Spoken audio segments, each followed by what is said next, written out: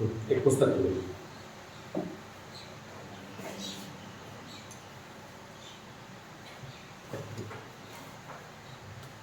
अपन ने शायद 4 सवाल कर लिए थे कि 3 सवाल कर लिए थे? 3 सवाल हो गए थे अभी। इन 3 सवालों में अपना पहला, दूसरा और तीसरा हुआ था ना? नहीं, पहला, दूसरा और चौथा हुआ था। तो अपने को एक तीसरा सवाल देखना। तीसरा सवाल दिया है करनी 2 x का वर्ग धन 7x धन 5 करनी 2 बराबर से कितना 0, ये दिया गया है। अब इस सवाल में हम क्या करेंगे? चलिए, सबसे पहले तो मैं बता दूं कि हम यहां पर करने वाले हैं क्या? मध्य पद विभाजन।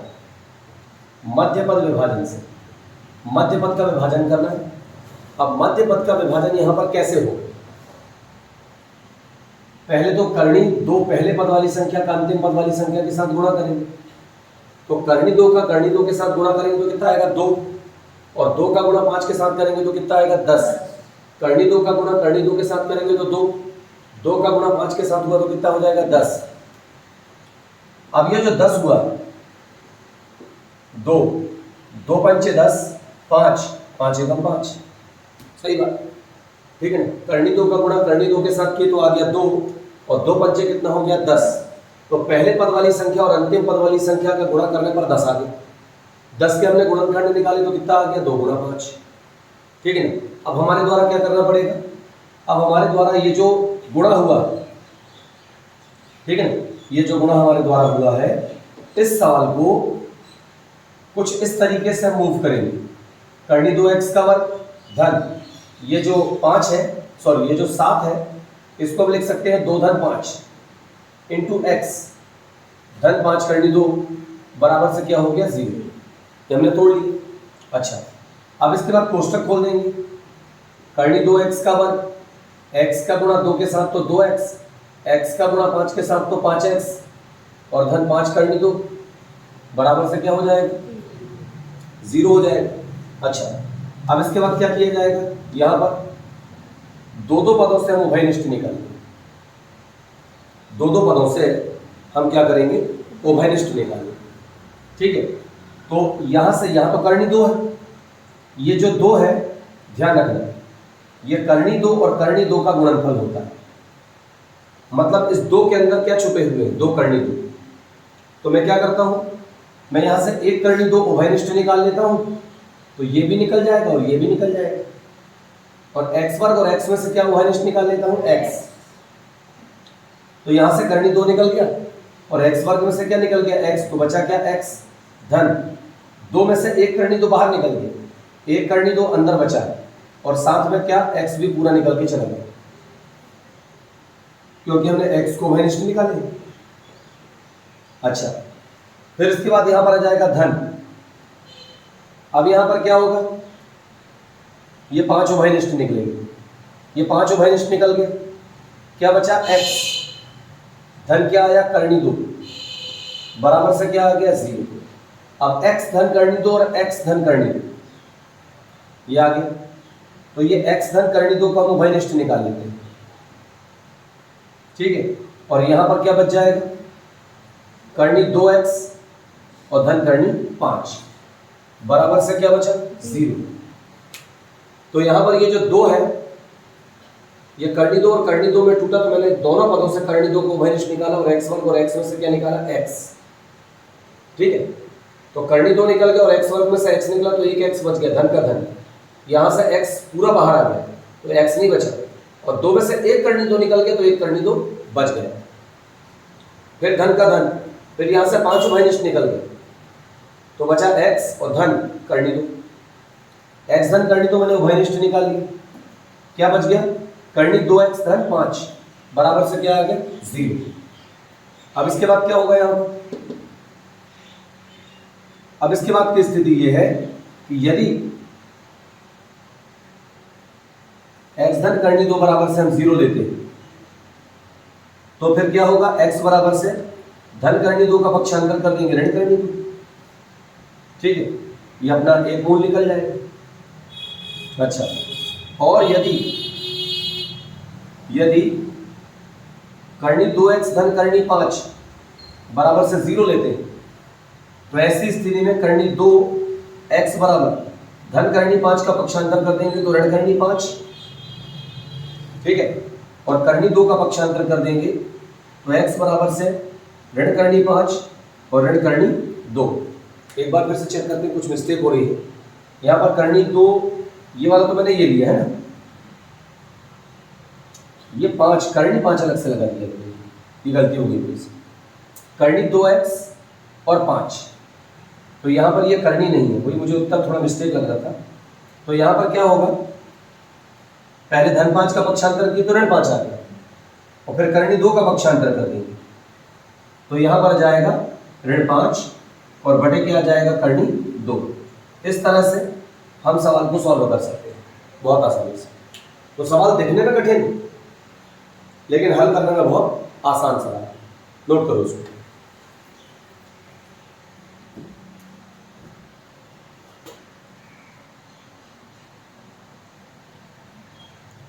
वीडियो को अपन स्टॉप नहीं कर सकते हैं, कट ही करना पड़ता है ना? कर सकते हैं, कैसे? इसको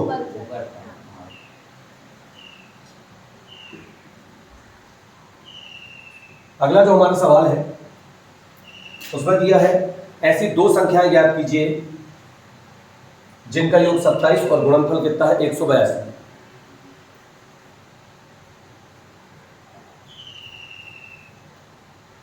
चार दशमलव 2 का सवाल नंबर 3। ऐसी 2 संख्याएं ज्ञात करना है जिनका योग 27 और गुणनफल कितना हो 182। तो यहां पर अपन लिख लेते हैं, माना कि जो पहली संख्या है वो क्या है, बराबर से x, तो दूसरी संख्या क्या हो जाएगी, तो दूसरी संख्या जो है वो हो जाएगी 27 ऋण x। अब ये कैसे निकल गई, तो इसके पीछे रीजन है क्योंकि दोनों संख्याओं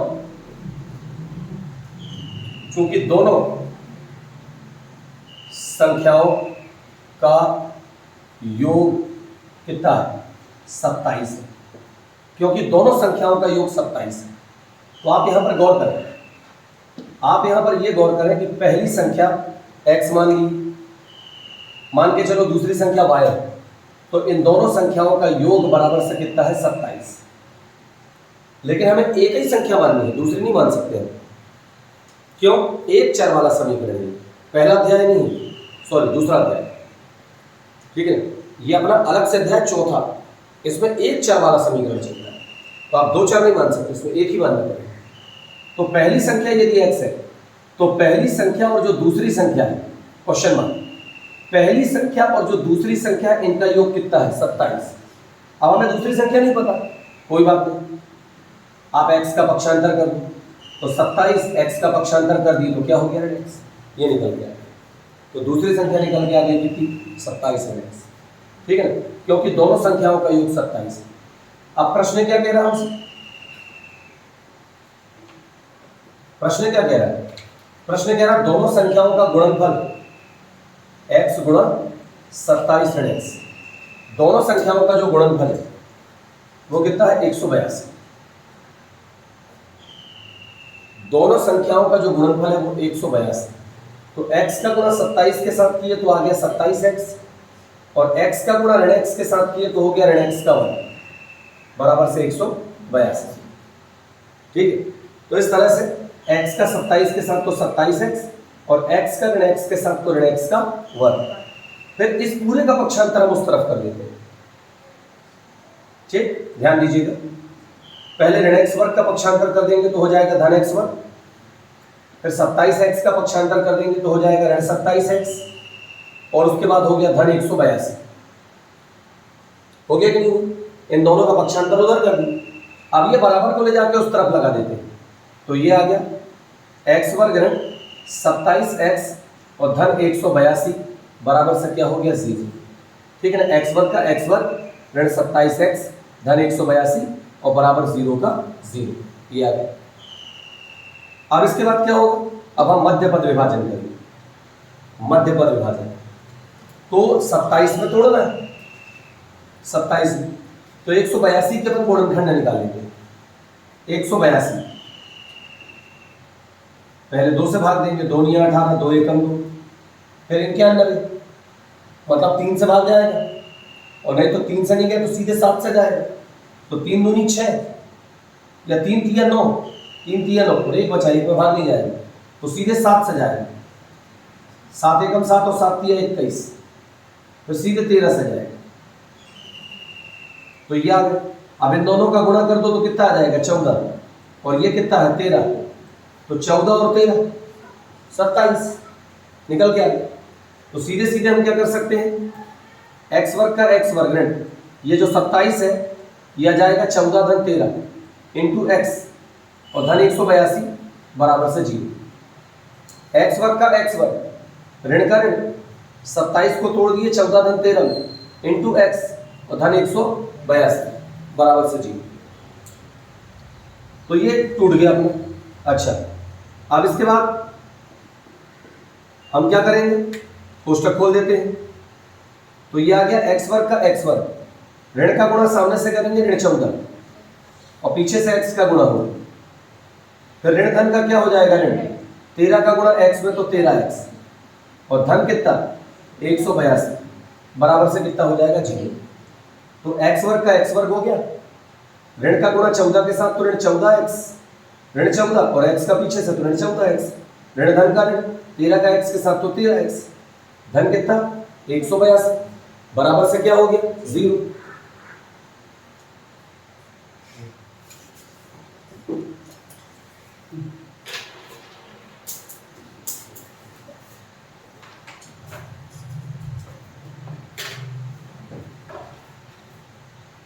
अब क्या होगा, अब हम दो पदों से उभयनिष्ठ निकालेंगे। अब हम दो पदों से उभयनिष्ठ निकालेंगे। तो यहां पर क्या होगा, इन दोनों में से उभयनिष्ठ निकालेंगे तो x निकल जाएगा, ठीक।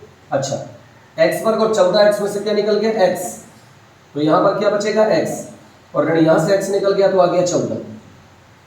फिर यहां पर ऋण है, ऋण के कारण से क्या निकलेगा, ऋण, फिर आ गया कितना 13, तो ऋण 13 उभयनिष्ठ निकल गया। बचा क्या, x, सामने ऋण निकला है इसलिए पीछे का चिन्ह बदल जाएगा, सामने ऋण निकला है इसलिए पीछे का चिन्ह बदल जाएगा। अब ये 182 कितने का गुणा, 182 14 और गुणा 13 है।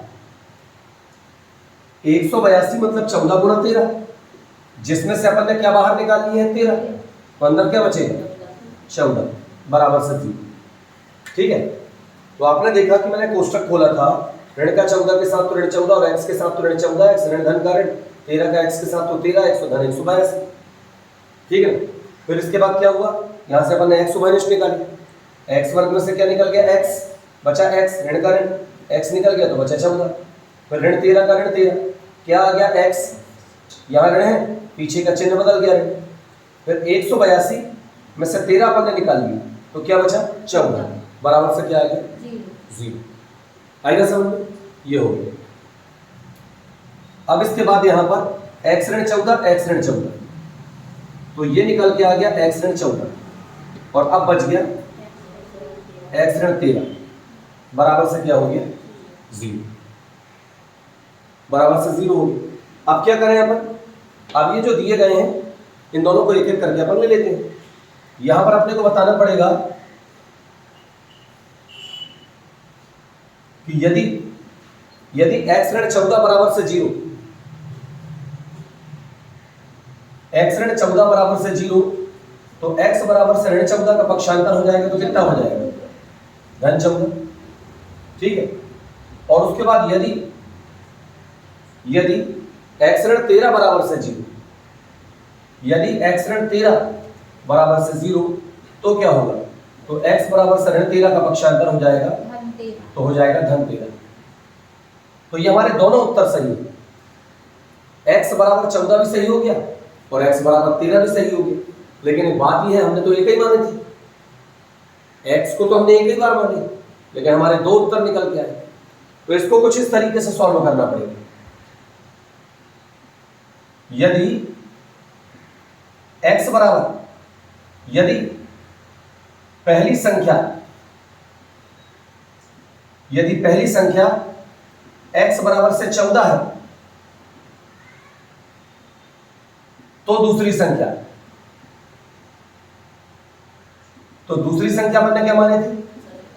अपन ने दूसरी संख्या माने थे 27 ऋण x, तो 27 ऋण 14 बराबर से क्या होगी? 13 होगी। यदि अपन पहली संख्या 14 मानते हैं तो दूसरी संख्या घटाने पर 13 निकलेगी। तथा यदि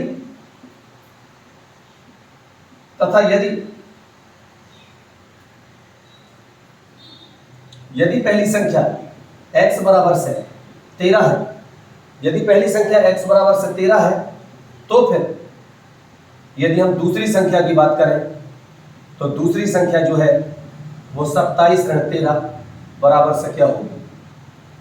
14 होगी। यदि पहली संख्या को अपन x बराबर 13 मतलब 14 मानते हैं तो दूसरी 13 निकल जाएगी, और यदि पहली को 13 मानते हैं तो दूसरी क्या निकल जाएगी? 14। ठीक, तो इस तरीके से हम क्या कर सकते हैं? सवाल को हल कर सकते हैं। नोट करो।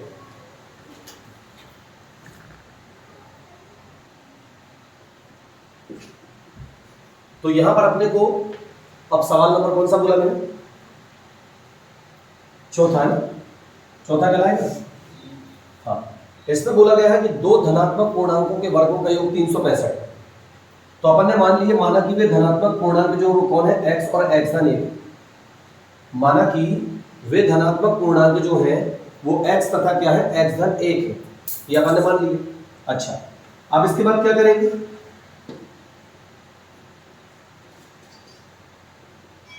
प्रश्नानुसार प्रश्न क्या कहना चाह रहा है? प्रश्न कहना चाह रहा है दोनों धनात्मक पूर्णांकों x और x धन 1 इनके वर्गों का योग बराबर से कितना है? 365। दो धनात्मक पूर्णांक है x और x धन 1, और इन दोनों धनात्मक पूर्णांकों के वर्गों का योग बराबर 365।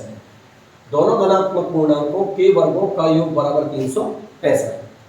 ठीक, अब क्या होगा? यहां पर x वर्ग का x वर्ग ये टूट जाएगा, तो x धन 1 का संपूर्ण वर्ग बराबर से क्या हो जाएगा?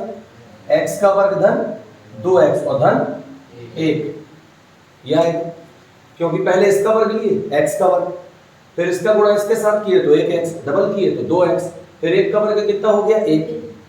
ठीक है, और बराबर से आ गया 365। ठीक, फिर 1x वर्ग और 1x वर्ग मिलकर के कितना हो गया? 2x वर्ग धन 2x, फिर धन कितना? 1। 365 को अंदर लाए तो ऋण 365 बराबर से कितना हो गया? 0। फिर आ गया 2x का वर्ग, फिर आ गया 2x, ऋण 365 में से 1 गया तो ऋण 364 बराबर से 0। फिर पूरे समीकरण में 2 से भाग दे दिए, पूरे समीकरण में 2 से भाग देने पर, पूरे समीकरण में 2 से भाग दे दिए तो 2 एकम 2, 2 एकम 2, 2 एकम 2, 2 अट्ठे 16 और 2 दूनी 4 बराबर 0। जब भी सवाल में 182 आया, अभी भी आया, लेकिन अंतर क्या है? जब 27 था, अभी 1 है, तो यहां पर हमें क्या करना पड़ेगा? यहां पर जब हमने 14 और 13 को जोड़े थे, अब 14 में से 13 घटाना पड़ेगा। 14 13 को जोड़े थे तो 27 आ गया था, अब 14 में से 13 घटाएंगे तो कितना आ जाएगा? 1। तो इस प्रकार से यहां पर x वर्ग का x वर्ग धन यहां पर 14 और ऋण 13 इंटू x और ऋण 182 बराबर से कितना हो गया? 0। तो ये x वर्ग का x वर्ग, यहां सामने कुछ नहीं मतलब कितना है? 1। ठीक है ना, इस 1 को लाने के लिए 14 में से 13 घटाए इंटू x और ऋण 182। फिर इसके बाद आ गया x वर्ग का x वर्ग, x का गुणा 14 में तो 14x, x का 13 में तो 13x और ऋण कितना? 182 बराबर से 0। फिर यहां पर दो पदों से हम उभयनिष्ठ ले सकते हैं, दो पदों से हम उभयनिष्ठ ले सकते हैं। तो इन दोनों में से क्या निकल जाएगा? x। इन दोनों में से x निकल जाएगा, x वर्ग में से x निकला तो बचा x, और यहां से x निकल गया तो क्या बचा? 14। यहां पर यहां ऋण का ऋण है और साथ में क्या निकल जाएगा? 13। ये ऋण 13 उभयनिष्ठ निकल गए, तो बचा क्या? x। ऋण निकला है सामने तो पीछे का चिन्ह क्या होगा, बदल जाएगा। और 182 14 और 13 का गुणा, जिसमें से 13 बाहर निकाल लिए तो अंदर क्या बचेगा, बराबर 0। फिर x धन 14 x धन 14, ये आ गया x धन 14 और अंदर बच गया x ऋण 13, बराबर से क्या आ गया 0। ठीक, अब क्या किया जाए, अब दोनों के बराबर से 0। यदि x धन 14 बराबर 0 लिया जाए तो x बराबर धन 14 का पक्षांतर कर देंगे ऋण 14, तथा यदि x ऋण 13 बराबर 0 लिया जाए, x ऋण 13 बराबर 0 लिया जाए तो x बराबर से ऋण 13 का पक्षांतर कर देंगे, क्या आ जाएगा, धन 13। अरे बात सुनो, ये हो जाएगा। अच्छा, अब इसके बाद क्या करना है अपने को, 2 में से एक अमान्य करना पड़ेगा। हमारे पूर्णांक कैसे धनात्मक, हमारे पूर्णांक धनात्मक है, लेकिन वहां पर एक ऋणात्मक है। तो हम ऐसा लिखेंगे, हम लिखेंगे यहां पर x बराबर से ऋण 14 क्या है, अमान्य है। यहां पर x बराबर ऋण 14 अमान्य है। क्यों अमान्य भाई, क्योंकि जो पूर्णांक है वो कैसे है, धनात्मक है। ठीक है ना, क्योंकि पूर्णांक धनात्मक है, यहां ऐसा बोल सकते हैं क्योंकि प्रश्नानुसार पूर्णांक धनात्मक है, ये भी बोल सकते हैं। तो x बराबर ऋण 14 अमान्य हो गया क्योंकि पूर्णांक हमारे धनात्मक है, ऋणात्मक नहीं हो सकती, ये बोला साफ साफ। ठीक है, तो इसलिए x बराबर से 13 क्या है, मान्य। x बराबर से 13 मान्य है। अब x बराबर ऋण 14 अमान्य है क्योंकि पूर्णांक धनात्मक है, तो x बराबर से 13 जो है वो क्या है, मान्य है। अब जबकि x बराबर से 13 क्या हो चुका है, मान्य हो चुका है, x बराबर से 13 जबकि क्या हो चुका है, मान्य हो चुका है, तो हम क्या करेंगे, तो हम बताएंगे, तो पहला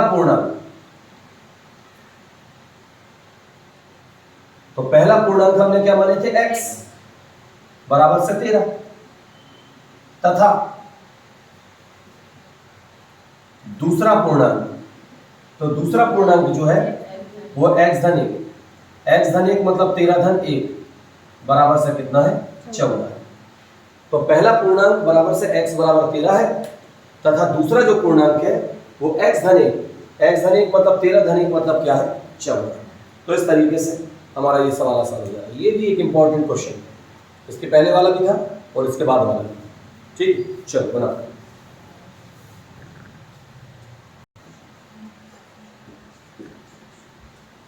पांचवा नंबर सवाल अपना कह रहा है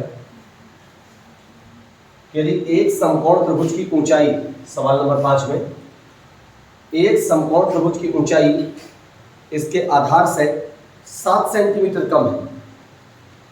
यदि एक समकोण त्रिभुज की ऊंचाई इसके आधार से 7 सेंटीमीटर कम है और इसका कर्ण 13 सेंटीमीटर, तो अन्य दोनों भुजाएं ज्ञात कीजिए। तो देखो, इस प्रकार से हम एक समकोण त्रिभुज बना लेते हैं। ये हमारा एक समकोण त्रिभुज है जिसमें आधार को मान लेते हैं x। तो ये जो इसकी ऊंचाई है ये आधार से 7 कम है, मतलब x ऋण 7, और ये जो कर्ण है ये 13 सेंटीमीटर है। हम आधार को मान लेते हैं x, ठीक, और आधार से 7 कम है ऊंचाई, तो x ऋण 7, और कर्ण जो है वो कितना है, वो 13 सेंटीमीटर। ठीक है, तो यहां पर हम बता देते हैं, माना कि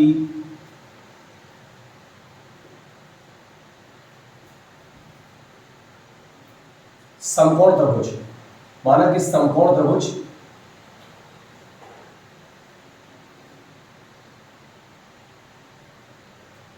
का आधार, माना कि समकोण त्रिभुज का आधार जो कि कौन है, BC बराबर से x सेंटीमीटर। पहले आधार मानना पड़ेगा। तो ऊंचाई, तो प्रश्नानुसार तो प्रश्नानुसार लंब या ऊंचाई बराबर से कितना हो जाएगा? लंब क्या है? A B. ये कितनी हो जाएगी? एक्सटेंड 7 सेंटीमीटर, क्योंकि प्रश्न खुद कह रहा है कि आधार x है और जो ऊंचाई है वो आधार से 7 का, मतलब एक्सटेंड 7। तथा प्रश्न ही कह रहा है कि जो कर्ण है AC बराबर से 13 सेंटीमीटर। प्रश्न खुद कह रहा है कि जो कर्ण AC है वो 13 सेंटीमीटर की है। अब क्या करना पड़ेगा? अब प्रश्न ने जितनी चीजें बोली थी वो सब हमने मान ली, सब हमने लगा ली। प्रश्न ने जितनी चीज बोली थी सब हमने लगा ली। अब क्या करें? अब अलग से हम बताएंगे समकोण त्रिभुज का समीकरण बनाने के लिए हम यहां पर लगाएंगे। अब समकोण त्रिभुज में पाइथागोरस प्रमेय से, अब समकोण त्रिभुज में पाइथागोरस प्रमेय लगाते हैं। तो पाइथागोरस प्रमेय क्या कहता है समझिएगा। पाइथागोरस प्रमेय कहता है कि लंब का वर्ग धन आधार का वर्ग बराबर से कर्ण का वर्ग। लंब का वर्ग धन आधार का वर्ग बराबर से कर्ण का वर्ग, ठीक है ना। तो लंब का वर्ग मतलब क्या हो गया? x ऋण 7 का वर्ग। आधार का वर्ग मतलब क्या हो गया? आधार का वर्ग मतलब क्या हो गया? x का वर्ग। और कर्ण का वर्ग मतलब क्या हो गया? 13 का वर्ग। तो AB का मान निकल गया x ऋण 7 लंब का वर्ग, BC मतलब आधार का मान निकल गया x का वर्ग, और कर्ण AC का मान निकल गया 13 7 का वर्ग। अब क्या होगा? इसको तोड़ लेते हैं। पहले इसका वर्ग लेंगे तो x का वर्ग, फिर ऋण 7 का गुणा सामने वाले के साथ तो ऋण 7x, उसका डबल करेंगे ऋण 14x, और उसके बाद लास्ट वाले पद का चिन्ह सहित एलसीएम निकालेंगे, सॉरी वर्ग निकालेंगे। तो ऋण 7 का वर्ग कितना हो जाएगा? धन 49, और धन x का वर्ग बराबर 13 का वर्ग 169। तो पहले इसका वर्ग लिए x का वर्ग, फिर ऋण 7 का गुणा x के साथ ऋण 7x, उसका डबल किए ऋण 14x, फिर ऋण 7 का वर्ग मतलब धन 49, और ये पीछे अलग से x वर्ग लिए, और 13 का वर्ग 169। फिर एक x वर्ग मिलकर के कितना हो गया? 2x वर्ग, ऋण आ गया 14x, धन आ गया 49, 169 का पक्षांतर कर देंगे ऋण 169 बराबर से 0, ठीक है कि? फिर आ गया 2x का वर्ग ऋण 14x, अब घटाएंगे ये बड़ा ये छोटा, ऋण 169 में से 49 घट जाएगी, 9 में से 9 गया 0, 6 में से 4 गया 2, 1 का 1 बड़ी संख्या ऋणात्मक, ये निकल के आ गया ऋण 120 बराबर से क्या हो गया? 0, बराबर से 0 हो गया। अब पूरे समीकरण में 2 से भाग देंगे, पूरे समीकरण में 2 से भाग देने पर, पूरे समीकरण में 2 से भाग दोगे, पूरे समीकरण में 2 से भाग दोगे तो क्या होगा? 2 एकम 2 x का वर्ग ऋण 2 सत्ते 14 x का x ऋण 2 छिक्का 12 और 0 का 0 बराबर से क्या आ जाएगा? 0, ठीक है ना। तो 2 एकम 2 2 सत्ते 14 2 छिक्का 12 0 का 0, ये आ गया, ठीक है। अच्छा, अब इसके बाद ये समीकरण बन गया, इस समीकरण को हल करके आपको लेना, ठीक है। इसका मध्य पद विभाजन करोगे आप, मध्य पद विभाजन करके आप गुणनखंड निकालो, एक आएगा धनात्मक एक आएगा ऋणात्मक। जब भी जैसे आप लिखोगे ऋणात्मक वाला यहाँ पर अमान्य है, क्यों? क्योंकि भुजाएं ऋणात्मक नहीं होती, क्योंकि भुजाएं ऋणात्मक नहीं होती, इसलिए वो अमान्य हो जाएगा। और उसके बाद फिर 2 भुजाएं उसने ज्ञात करने के लिए बोला, जैसे ही x का मान मिलेगा तो आप लिख देना, अतः समकोण त्रिभुज का आधार x बराबर जितना भी निकलेगा वो बता देना, और लंब या ऊंचाई x ऋण 7, तो x का मान रख वो निकाल देना, बन सकता है पक्का। तो इसका मध्य पद विभाजन करके पहले अपन गुणनखंड निकालेंगे, गुणनखंड निकालने के बाद अपन क्या करेंगे? दोनों के मान निकालेंगे, एक ऋणात्मक आएगा एक धनात्मक, ऋणात्मक वाले को मान्य कर देंगे और कारण बताएंगे कि भुजाएं ऋणात्मक नहीं होती, ठीक है। जब ये अपन लिखे थे पूर्णांक धनात्मक, अभी लिखेंगे भुजाएं ऋणात्मक नहीं होती, बस उसके बाद फिर क्या रहेगा? x का मान निकाल के यहाँ रख देंगे, ठीक है। चलो हल कर दो।